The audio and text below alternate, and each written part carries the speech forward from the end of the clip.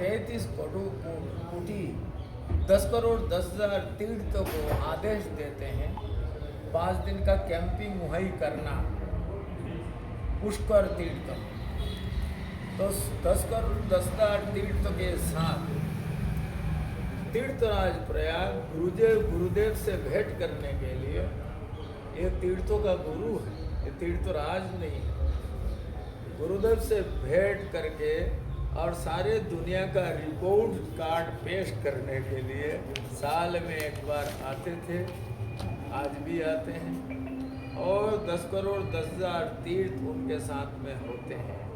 जिस समय 10 करोड़ 10,000 तीर्थ यहाँ उपस्थित होते हैं, उस समय कैसे वाइब्रेशन हो सकता है, उसका अनुमान लगाना इस बुद्धि से बड़ा असंभव है। उस समय प्रत्यक्ष होता था, रात में मैं बहुत बार निकल जाता था, लाइट नहीं होती थी रोड पर, परंतु लगता था कि क्या दिव्य प्रकाश से तीर्थराज प्रयाग क्या नाम पुष्कर तीर्थ ब्रह्म पुष्कर ऐसे सजा हुआ है, जैसे लगता था दिव्य युति दिव्य आभा दिव्य प्रभा से ये तीर्थ पुष्कर इस प्रकार के श्रृंगार करके सजे हुए हैं। ये दिव्य दर्शन उस समय होता था, परंतु आप वो बहुत मुश्किल देखिए। वर्तमान समय में संपूर्ण विश्व भयभीत है, कब क्या हो जाए किसी को आता पता नहीं चलता। दिल्ली में कार ब्लास्ट हुआ, कार ब्लास्ट में डॉक्टर मरा, उसके साथ जो घटना चक्र सामने आया सारे विश्व को चिंतित। उस घटना चक्र के तार संपूर्ण भारत में जुड़ा, Pakistan, Bangladesh, Arabian country, Turkey, America से साथ जुड़ा। एक घटनाक्रम नहीं है, एक संदेश है भारतवासियों के लिए। सारे विश्व सनातनी हिंदुओं को खत्म करना चाहते हैं, साथ साथ सनातनी हिंदुओं को दिशा देने वाला ब्राह्मण, इनको खत्म करना जरूरी है। आप कहोगे ऐसे कैसे खत्म हो जाएगा? 3,000 किलो RDX, 10 किलो RDX यदि ये आपके पुष्कर में लगा दिया जाए, पुष्कर तबाह हो जाए। 3,000 किलो RDX राइजिन जैसे जहर, जिस जहर नाक के सामने आने मात्र से फेफड़ा काम करते हैं, फेफड़ा पैरालाइज हो जाता है। वो राइजिन जहर को इन लोगों ने तैयार किया। अब तैयार करके उनका प्लान ये थी, दिल्ली के जो मेन वाटर वर्क सप्लाई के जो मेन प्रकल्प है वाटर सप्लाई के, उसमें डाल दिया, जिससे एक साथ 3 करोड़ समाप्त हो जाए। वो तो दैवजुग से पकड़ में आ गया, पकड़ में नहीं आता तो 3 करोड़ का प्राण जाना सुनिश्चित था। और ये कोई नई घटना नहीं है। 1944 में या 45 में, 46 की बात, सरावटी थे उस समय, दिल्ली के वाटर वर्क्स में जहर डाल दिया गया था। वो तो दैवयुग से 1-2 मरे तो पता चल गया, तुरंत ये अनाउंसमेंट कर दिया गया, कोई जल पिए नहीं, और बच गए लोग। परंतु उसका तार किसी जाति विशेष का साथ जुड़ा। इतिहास को उठा करके देखें तो ये जो घटनाक्रम है, ये घटनाक्रम सामान्य नहीं है। हम लोग बिल्कुल सुरक्षित नहीं हैं इससे। ऐसे स्थिति में भारत की सुरक्षा और भारत के विकास की बात करना हमारी सुरक्षा के लिए पर्याप्त तो नहीं है, क्यों सभी लोग हमको खत्म करने के लिए तैयार बैठे हुए हैं। ऐसे स्थिति में संपूर्ण विश्व में बदलाव की जरूरत है, और संपूर्ण विश्व में बदलाव लाने के लिए सब देश के सभी सरकार अपने अपने ढंग से प्रयास कर रहा है, परंतु सभी नाकामयाब है। कुछ दिन पहले अमेरिका के राष्ट्रपति जैसे ताकतवर राष्ट्रपति के घर के बाहर सिक्योरिटी को मार दिया गया, कुछ नहीं कर पाए, डंके की चोट पर कहा उन्होंने मारा। ऐसे स्थिति में अपने अपने ढंग से हर प्रयास कर रहे हैं, परंतु वो जितना प्रयास किया जा रहा है ऐसे ऐसे मरण बढ़ती हुई जा रही है।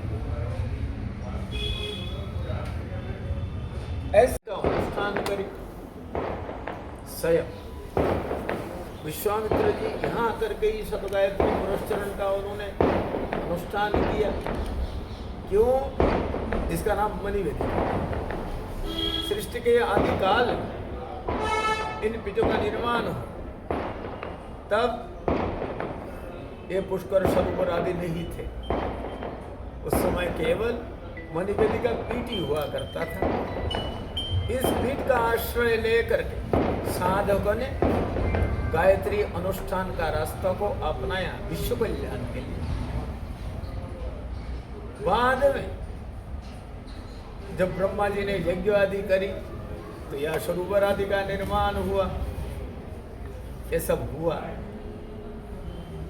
तभी तो एक कथा मिलती है, जब ब्रह्मा जी यज्ञ करने लगे तो भगवती गायत्री को उन्होंने आवाहन किया। उनको आने में देर हो गया तो उन्होंने सावित्री को बुला करके यज्ञ किया। नहीं, सावित्री को लेट हाँ, सावित्री को देर हुआ। सावित्री और गायत्री में कोई अंतर नहीं है, एक ही है। वही सावित्री है, वही गायत्री है। तो ये इससे ये साबित होता है ये पीठ पहले से ही था। तब तो आवाहन किया ब्रह्मा जी महाराज ने, सृष्टिकर्ता ब्रह्मा ने उन शक्तियों का आवाहन किया। उनकी पत्नी रूप में ही नहीं है। क्यों? उस शक्ति के बिना यज्ञ अधूरी है। इसीलिए इन शक्ति का आवाहन करने की आवश्यकता है, इसीलिए आवाहन किया गया। और आवाहन करने से देर उर हो गया जो भी है, कथा ऐसे मिलती है। तो इससे साबित होता है गायत्री अनुष्ठान के लिए सबसे उपयुक्त यदि कोई भूखंड है, कोई तीर्थ तो है, तो पुष्करी हो सकता है। क्यों? हमारे जितने भी ऋषि महर्षि उत्कृष्ट कोटि के सिद्धि को प्राप्त करने के लिए इसी तीर्थों का आश्रय लिया। केवल विश्वामित्र जी लिया ये नहीं है, कश्यप, अत्रि, भरद्वाज जितने भी ऋषि महर्षि हैं, यह पाराशर गोत्री ब्राह्मण हैं, बहुत बैठे हुए, दादिज गोत्री भी बैठे हुए, पारिक भी बैठे हुए, गुजरगोड़ भी बैठे हुए। ये क्यों बैठे हुए? ये परंपरा से जब वशिष्ठ जी ने यहाँ आकर के गायत्री का अनुष्ठान किया, उस अनुष्ठान के बाद धीरे धीरे वंश प्रवर्तन हुआ। हर होकर के उनका शक्ति पुत्र उत्पन्न हुआ और कई पुत्र उत्पन्न हुए। फिर जाकर के उनका पुत्र पाराशर हुए। पाराशर के संतति यही रह गए, इसलिए पाराशर का स्थान कहा जाता है। पाराशरियों के ये तीर्थ तो कहा जाता है। हकीकत बात है ये किसी किसी ग्रंथकारों ने इसको पाराशरी तीर्थ भी कहा है। ये पुष्कर इसकी बड़ी महिमा है। तो हमारे जितने भी ऋषि महर्षि का इतिहास, गौरवशाली इतिहास प्राप्त होता है, जिन्होंने डाई चुल्लू में कश्यप जी ने सारे समुद्रों को ही पी करके और समुद्र को खाली कर दिया। क्या ताकत था उनके अंदर? गायत्री का ही ताकत। महर्षि गौतम ने 12 वर्ष तक जब भयंकर दुष्काल उत्पन्न हुआ, इंद्र भी ब्राह्मणों से नाराज हो गए और ब्राह्मणों को कष्ट पहुंचाने के लिए उनने भयंकर दुष्काल उत्पन्न कर दिया। 12 वर्ष तक दुष्काल की स्थिति रही। ऐसे भयंकर दुष्काल उत्पन्न हुआ, महिलाओं ने अपनी दूध की बच्चों को खा करके जीवन गुजारा किया। लोगों ने मुर्दा जो मरते थे उनको खा करके गुजारा किया। पानी के लिए पीने पानी का मूल्य नहीं था, खाने के लिए अन्न का दाना भी नहीं था। 12 वर्ष दुष्काल रहा।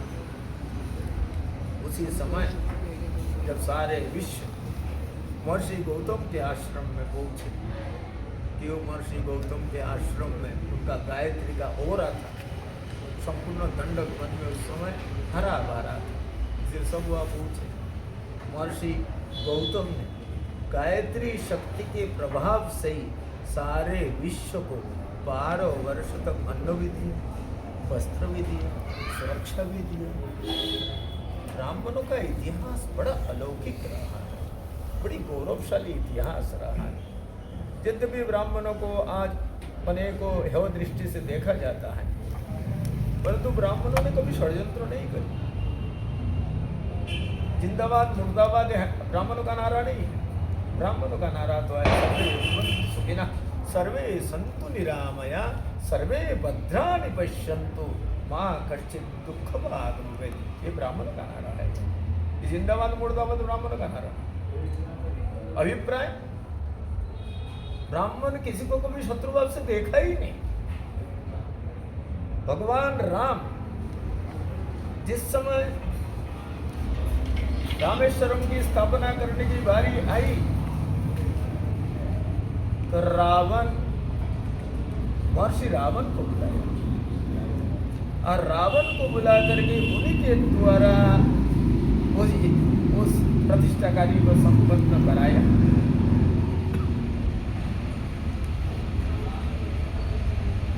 रावण तो उस समय दुश्मन थे,